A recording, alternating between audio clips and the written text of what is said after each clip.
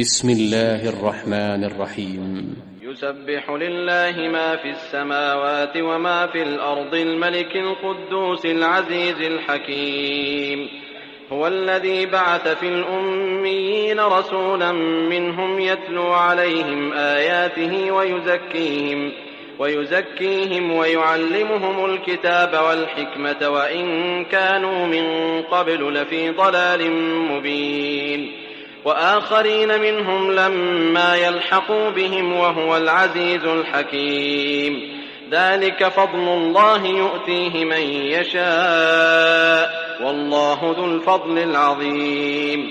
مثل الذين حملوا التوراة ثم لم يحملوها كمثل الحمار يحمل أسفارا، بئس مثل القوم الذين كذبوا بآيات الله والله لا يهدي القوم الظالمين.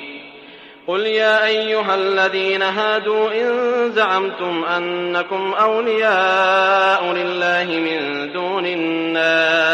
من دون الناس فتمنوا الموت إن كنتم صادقين، ولا يتمنونه أبدا بما قدمت أيديهم والله عليم بالظالمين.